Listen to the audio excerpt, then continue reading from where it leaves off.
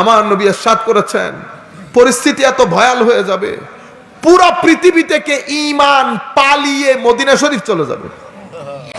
এত মুসলমান, এত মাদ্রাসা, এত মসজিদ, ঈমান থাকবে না। ঈমান কোথায় চলে যাবে? সাপ যেমন পালিয়ে গর্তে ঢুকে যায়, ঈমান পুরো পৃথিবী থেকে পালিয়ে মদিনা শরীফ চলে যাবে। ইন্নাল ঈমানা লা ইয়ারিজু ইলাল মাদিনা কামা তারিজুল হাইয়াতু ইলা জুহরিহা আও কামা ক্বালা নবী সাল্লাল্লাহু আলাইহি ওয়াসাল্লাম। বুঝতে পেরেছেন? ঈমান মদিনা শরীফ চলে যাওয়া। এখন আমরা প্রশ্ন করি না হজের সময় মদিনা শরীফ যেতে হবে কিনা? কুল কায়নাতে আমরা কোনোদিন শুনছি এই ধরনের কথাবার্তা? ঈমান মদিনা শরীফ চলে যাবে। নাম্বার 1, আমার নবী বলেছেন এলম দুনিয়া থেকে উঠে নেবে আল্লাহ। কিভাবে? বড় বড় আলেমদেরকে মৃত্যু দিয়ে জমিন থেকে এলম চলে যাবে।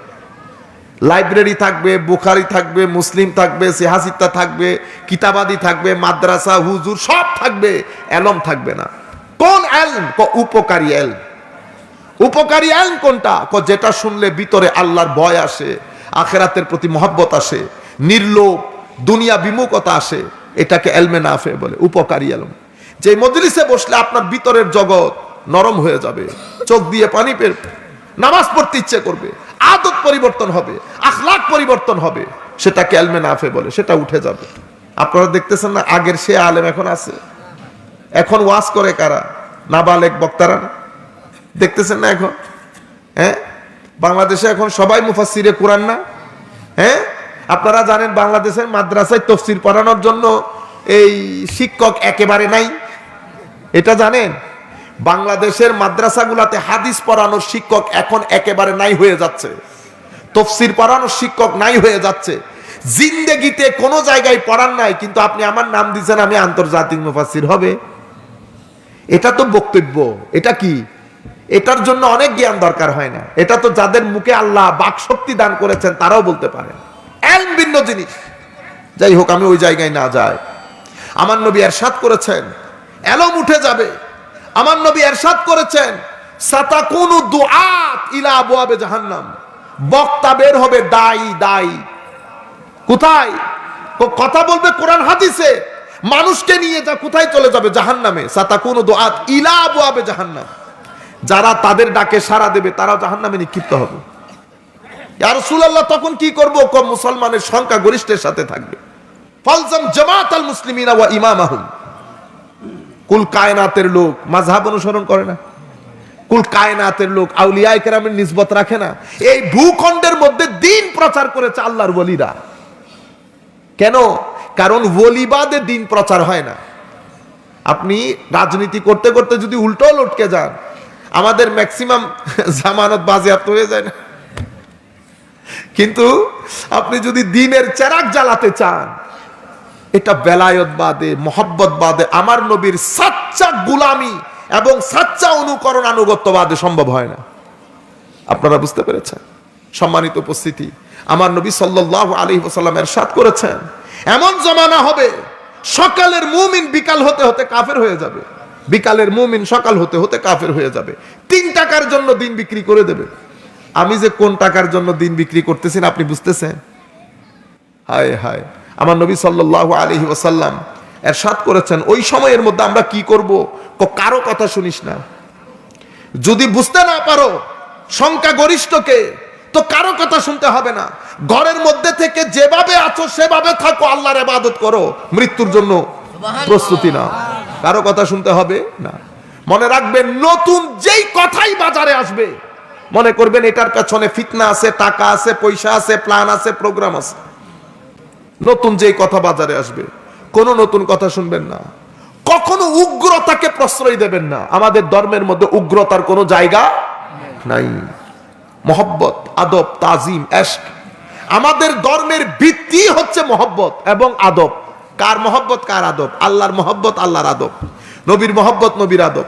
সাহাবায়ে কেরামের মহব্বত, সাহাবায়ে কেরামের আদব। আহলে বাইত রাসূলের মহব্বত, আহলে বাইত রাসূলের আদব। আউলিয়ায়ে কেরামের। অতঃপর কার? মা বাবার।